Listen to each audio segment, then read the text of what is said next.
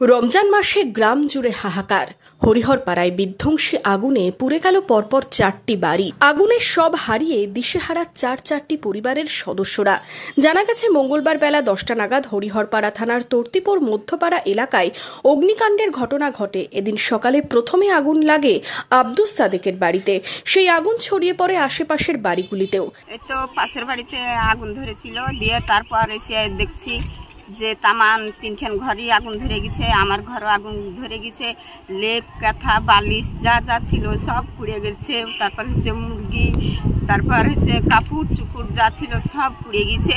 স্থানীয়রা জল দিয়ে আগুন নেভানোর কাজে হাত লাগান, যদিও ততক্ষণে আগুনের গ্রাসে চলে যায় 4টি বাড়ির সবকিছুই। বাড়িতে গরিব মানুষ কাজ করতে গিয়েছিলাম, এসে দেখছি আগুন লেগে গেছে। আমার ছেলে বলছে আগুন লেগে গেছে, আমার মেয়ে ছিল, দিয়ে আমার পাড়ার মানুষ আগুন লিভিয়েছে। আমি এসে দেখছি সব পুড়ে নেমে গেছে, আমার মাথা লুকানোর জায়গাটুকু নাই।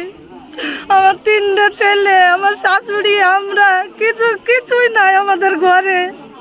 আমরা কি খাবো, কিছুই নাই। এই অগ্নিকাণ্ডে আব্দুস সাদেক, রবিউল মণ্ডল, রেন্টু আনসারি এবং মুক্তার মিয়ার বাড়ি ভস্মীভূত হয়ে যায়। রমজান মাসে মাথা গোঁজার ঠাঁইটাও হারিয়ে কান্নার রোল গ্রাম জুড়ে।